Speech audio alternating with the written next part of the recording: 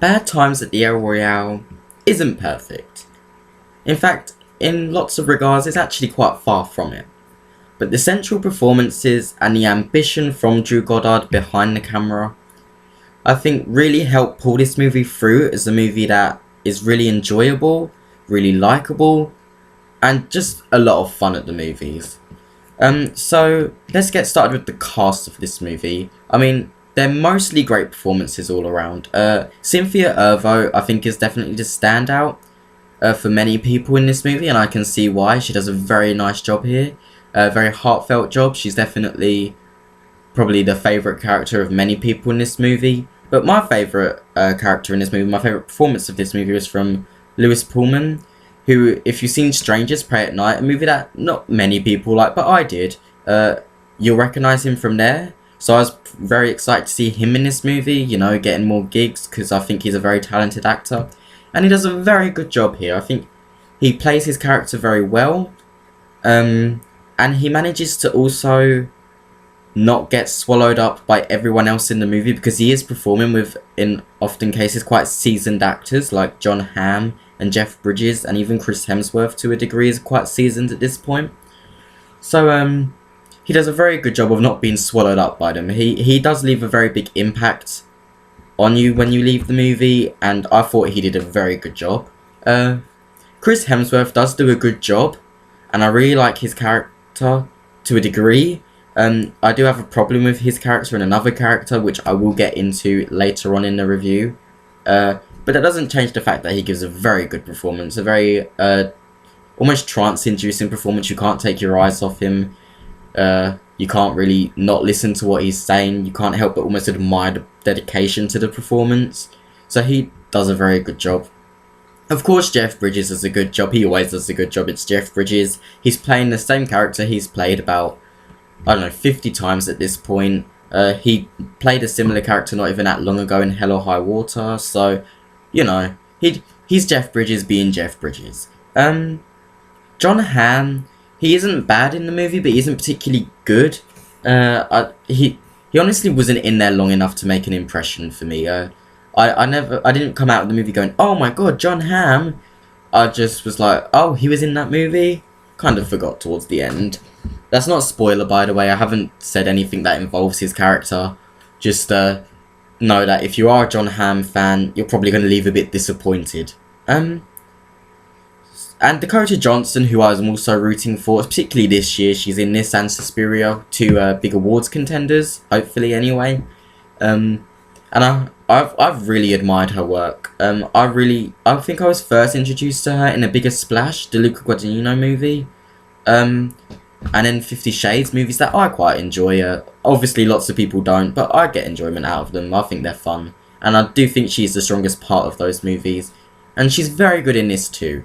There are moments when, like, her fake, because she puts on this accent, she's playing like a gangster sort of person.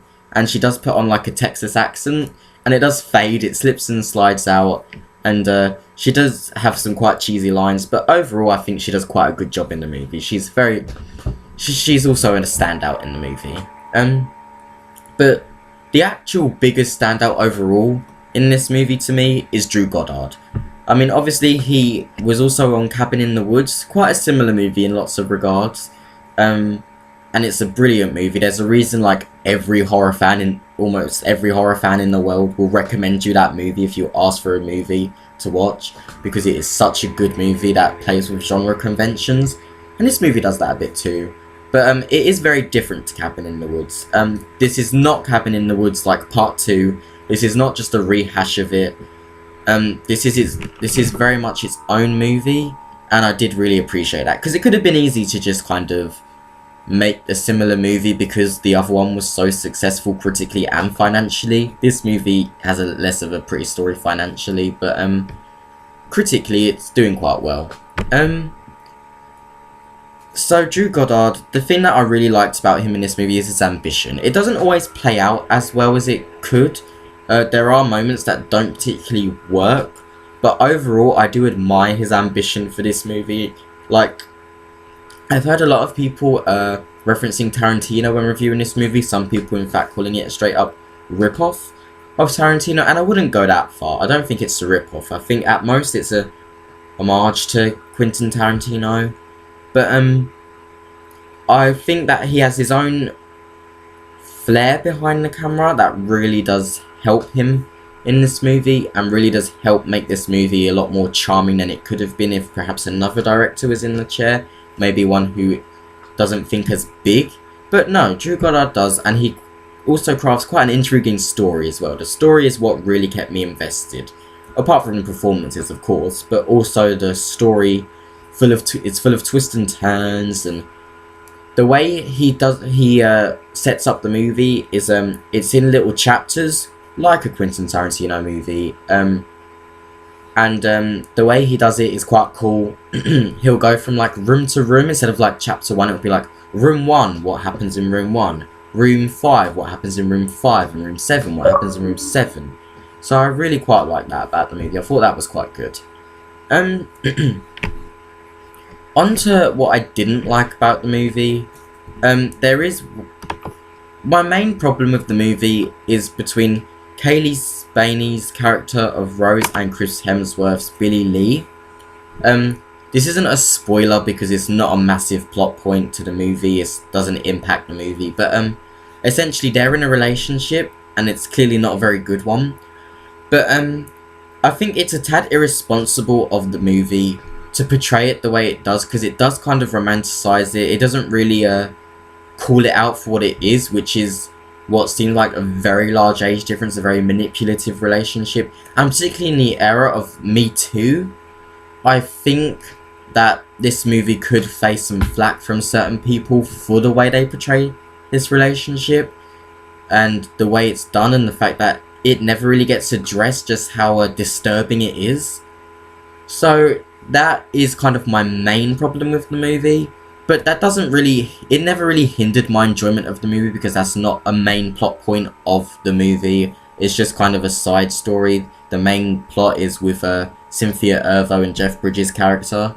That's really the main one. And then Dakota Johnson and Miguel playing Rosie. So those are kind of the main stories of the movie. Then speaking of Chris Hemsworth and Dakota Johnson and the character of Rosie, basically, again, this isn't a spoiler, I think it's actually in the trailer.